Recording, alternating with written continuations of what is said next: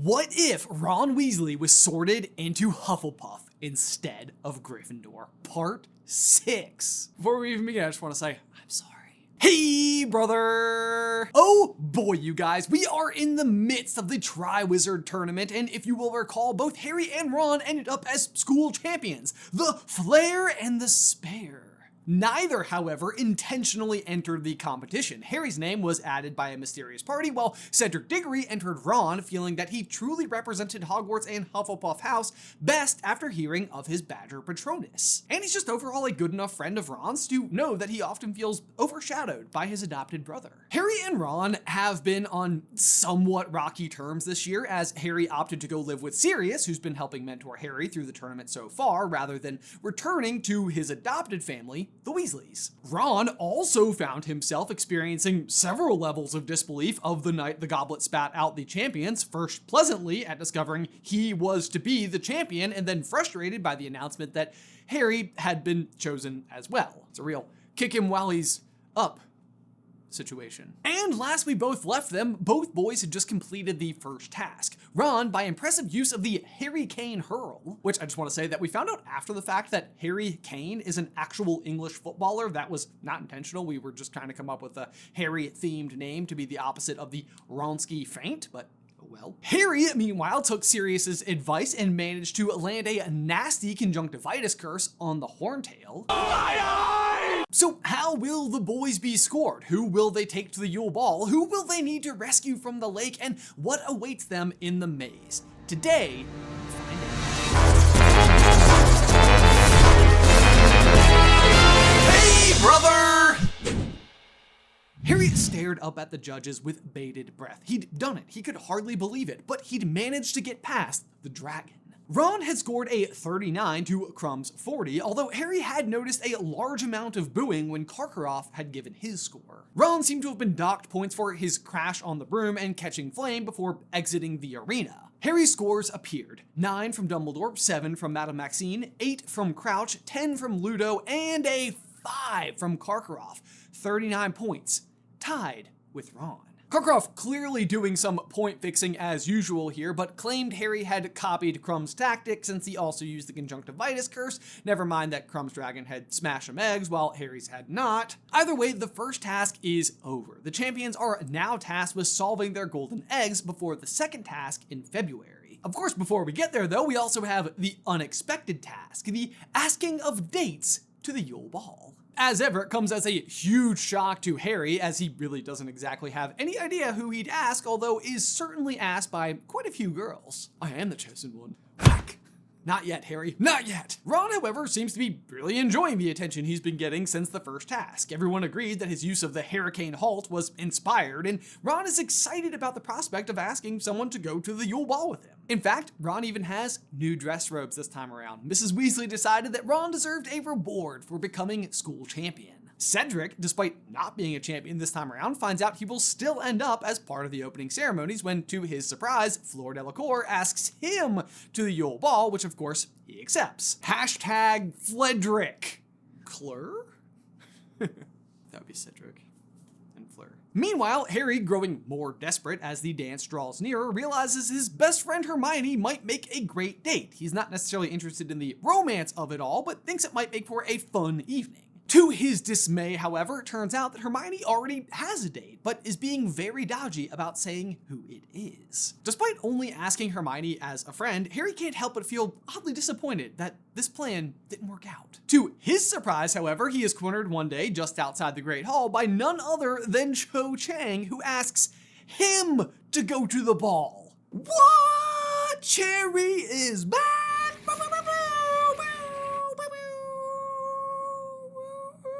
Aw, good for them. Harry obviously says yes and finds he is actually looking forward to the dance all of a sudden.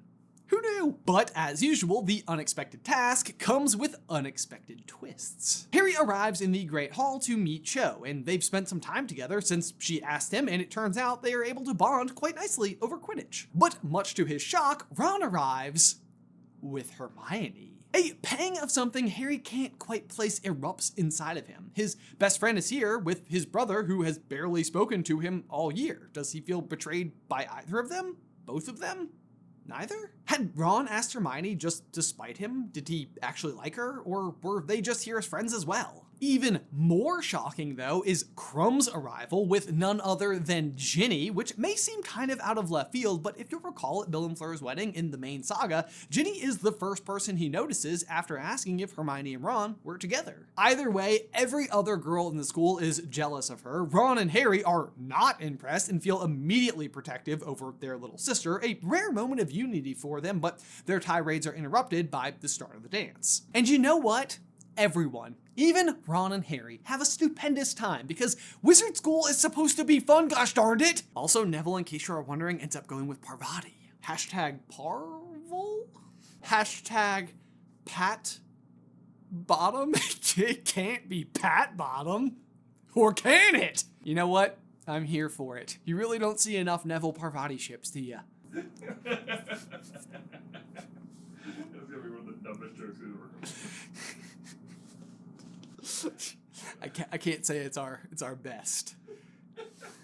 Anyway, on this side of Christmas, the looming threat of the egg becomes greater and greater as Harry has not yet solved it. But as usual, Moody is there to intervene, but has a new pathway. So normally what he does in the main story is tells Cedric, but this time he's going to tell Cedric, but he is very coy about it, instead opting to teach his 6th year students about threats underwater, which just so happen to include information about what mer people sound like. Cedric immediately figures out what the sounds are coming from the egg and tells Ron his theory, and together they crack the code and realize that Ron will need to maneuver in the lake. And all of this is exactly to Moody's plan, who wanted Cedric to tell Ron and figures he will tell Harry, which he does. Listen, Harry, open your egg underwater. There's a riddle. I haven't forgotten that you tried to tell me about the dragons, and you should have beaten me on the first task. Karkaroff was shaving points for Krumm. Are you kidding? Harry responds. That Harry game was amazing, and you'd already gotten the egg by the time you caught fire. Yeah, well, now we're even, Ron tells him, and then departs. With this extra hint, Harry is able to quickly solve the egg and consults Neville and Hermione about how on earth he's supposed to breathe underwater for an hour. And to everyone's shock, Neville immediately has the answer. Harry, I know this one! He paused to spare a look at Hermione, certain she was going to call it out first, but for the first time ever, Hermione looked to be at a complete loss. It's actually simple, gillyweed. I read about it in this book Moody gave me about water plants in the Mediterranean. It's called Magical Water Plants in the Mediterranean. The more that Harry read about gillyweed, the more perfect it sounded. The question was, where to get some? He was sure that Snape must have some in his office, but Harry hardly thought that stealing from Snape, then showing up with these stolen goods was a fun idea. Fortunately, Harry has another easier route to gillyweed this time around. Sirius, who he writes to with request and who answers swiftly, although admits he's surprised that Harry isn't trying to turn himself into an animal to complete the task. A dolphin would have just been so cool. A sentence I can just never imagine Sirius Black saying. Like, dolphin? As if. As if. At last, though, the day of the task is upon them, and Harry is feeling pretty good about his plan. Waiting for the start, Harry looks around for Cho, but can't find her in the stands. Or Hermione, for that matter. Next to him, Harry hears Ron ask Krumm if he's seen Ginny anywhere, but he ignores him. The 4 champions line up, and Harry and Ron are positioned right next to each other. They exchange a look and then stare into the depths of the cold water below. The gong sounds and they're off. Ron performs a complicated-looking spell with his wand pointed at his head, and a large bubble appears and engulfs his head before he dives in. Harry looks over and is like, cool. And then shoves the gillyweed into his mouth and begins to chew. This time he's a bit more aware what will happen, but it doesn't make the experience any more enjoyable. Nonetheless, the challenge is on. And it turns out that the gillyweed is high and away the best choice, and Harry quickly catches Ron, gives him a wink, and blasts past him. Haha, loser! They're after all still brothers, so, banter. Takes some searching, but eventually down at the bottom of the lake, Harry finds what he's looking for, the things the champions will sorely miss. Hermione, Cho, Ginny, and Cedric are all floating in an entranced sleep. Harry can of course tell that he's supposed to be saving Cho, but can't stand the idea of leaving Hermione or Ginny behind either. Would they die if the others didn't show up? I guess he's also vaguely concerned about Cedric, but more so the other 3. Fortunately, Ron shows up quickly and starts to untie Hermione. He and Ron can't talk, but share an eye roll that Ginny is the thing Krumm will miss the most. Ron urges Harry to untie Cho and get moving. Harry starts, but out of the corner of his eye sees a third figure appear and slam into Ron. Harry turns and sees an unbelievable sight. Victor Krum, with the head of a huge shark, has bowled Ron away from Hermione and was circling back. Ron is frantically reapplying his popped bubblehead charm and can't see Krum. Harry points his wand at Ron and shouts, "Accio!" and summons Ron to himself just in time for Krum to miss. He doubles back again, jaws open wide, and aims once again for the brothers. Ron pulls out his own wand and casts a conjunctivitis curse at Krum and hits him in the face, causing him to veer off course and grab his eyes in pain. The boys check their watch and realize time's nearly up, and Krum is clearly not going to be rescuing Ginny. Maybe time for just another quick eye roll, just for good measure.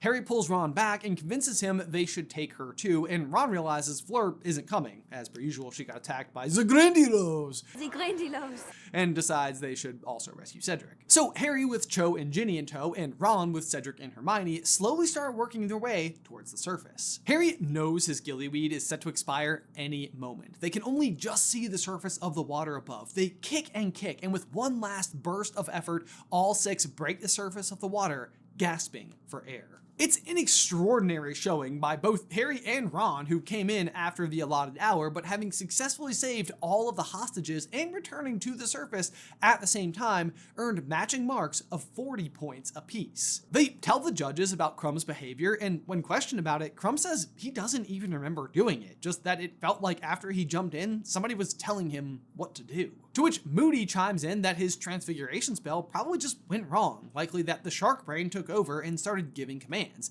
Animal transfigurations are very difficult, and sharks just want to eat. Krum is hit with big penalties for the attack and falls to 4th place in the tournament, even behind Fleur, who didn't complete the task, but still made excellent use of the bubblehead charm. Ginny, for her part, is very unimpressed with Krum's performance and is happy to tell him so while she works a beetle out of her hair. Is it just the beetle this time? No, it's not. Harry and Ron are both very pleased with themselves and find that despite the missteps of the year, they both would have been in a much worse place without the other during the second task. "Great save with the summoning charm. I couldn't see anything," Ron tells Harry. "Thanks, learned that one from you. Great work with that conjunctivitis curse too. That sent him reeling," Harry responds. "Actually, I got that one from you," Ron says. Cho and Hermione are both very impressed with the boys. Hermione is a little embarrassed at having been the thing that Ron would miss the most, and Cho is a little jealous that Harry stayed down to get the others rather than bringing her straight back to the surface. But all is still well, and the two share their first kiss, which Harry later describes to Neville as being wet. Get it? Wet because of the water. You see, because in the other story, he describes the kiss as wet because she's crying. You get it. But y'all, before we dive on into the third task antics, we need to give a huge thank you to today's sponsor, Shopify. Y'all, whenever we are working on these what-if scripts, we will frequently get to an impasse and feel completely stuck on how to move forward until we have that, aha moment or a breakthrough. And I mean it when I say that Shopify can be your breakthrough moment when it comes to having an idea for a business and then making it a reality. For years, I personally had ideas upon ideas upon ideas, but no clear way on how to actually implement them, how to start conducting business, if you will. But years ago, we discovered how easy it is to get started with Shopify, and then ever since have been grateful that Shopify is built to be approachable to beginners, but is robust enough to keep pace as your enterprise grows. Plus, Shopify has the #1 checkout on the planet. So upgrade your business and get the same checkout that we use with Shopify. Sign up for your $1 per month trial period at shopify.com/SCB. That's all lowercase. Go to shopify.com/SCB to upgrade your selling today. Shopify.com/SCB. Link in the description down below. The time between the second and the third task doesn't end up being that eventful. Usually, this is where Barty Crouch Sr. escapes and is eventually killed, but he's not actually being held under the Imperious Curse this time. And as a reminder, he knows that his son has escaped, but is leery of raising any bells about it because it will implicate him in his son's escape from Azkaban. Harry does spend more time with Cho during this time, and things are going well, though she's much more interested in their relationship than who put his name in the Goblet of Fire. Meanwhile, an unlikely grouping has come together to train on defensive magic for the third and final task. It's Harry, Cho, Hermione, Cedric, and Ron. The 5 best friends that anyone could have. And Neville! Not for nothing was the hero of the second task, although he is spending a lot of time with Parvati these days. I mean, hashtag Pat Bottom. It's catching on. Also, despite Moody's claims, Ron is unconvinced that Crumb simply lost control as a shark and thinks that some kind of dark magic was at work. That, combined with the fact that Harry was so determined to save Ginny in the lake, makes it clear to Ron that Harry didn't put his name in the goblet, meaning Harry really is in danger. They quickly found that the two were fairly evenly matched when it came to stunning spells and shield charms, but Harry had the edge on disarming. But at long last, just days before the third task, they were sparring and rolled out of a dodge and shouted Expelliarmus at the exact same moment. Both wands shot from the owner's hands and landed neatly in the others. Cedric shot up from his chair in applause. I think you two are ready. Harry and Ron grinned and tossed each other's wands back to the proper owners. So at last, Harry and Ron found themselves arriving at the maze for the start of the third task. Being tied in the competition, they would enter together with a head start over Fleur and Crumb. The cannon fired and the two were off, giving each other a nod before heading in opposite directions. They each encounter many of the usual obstacles. Ron, the Golden Mist, Harry, the Sphinx, Harry sidesteps a fully grown Blasted Scroot, and Ron, a massive Acromantula. And of course, by sidestep, I mean absolutely turn and ran in the other direction. You know, some things never change. Harry! What? Harry!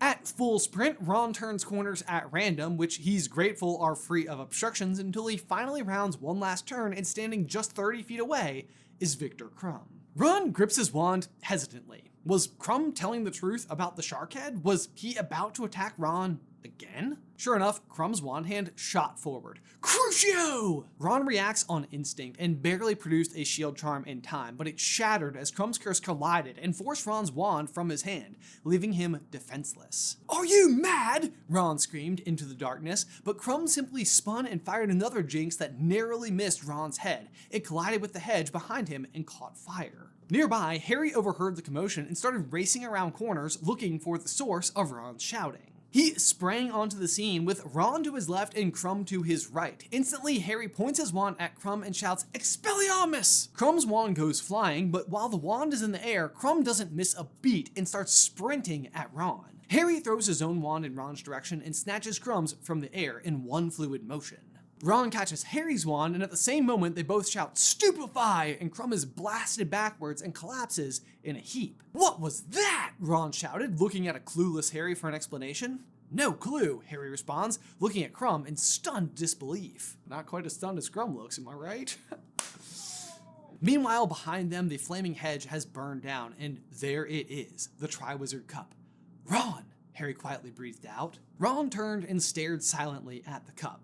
Take it, Harry said. I didn't even properly enter the tournament. The goblet chose you as the real Hogwarts champion over everyone else. I didn't enter it properly either, and I wouldn't even be here if you hadn't saved me from Crumb in the lake. You saved me too, and I wouldn't have solved the egg without your help. Cedric told me about the egg, Ron admits. I had no idea what to do. He told you because he's a loyal friend. It's the same reason he put your name in. He recognized you as a true Hufflepuff, knew you'd work hard enough to win, knew you'd be loyal enough to tell me too. Go on, Ron, you've earned it, and hurry. Fleur could be anywhere. Ron stepped over the burning hedge and looked back at Harry, who gave him one last encouraging nod, reached his hand forward, and disappeared. Boom! End of part 6. I told you guys I was sorry at the beginning. Y'all, I hope you guys are enjoying What If Ron Was in Hufflepuff as much as we are enjoying writing it. If you want to check out part 7, that will eventually be right over here. But otherwise, until next time, bye!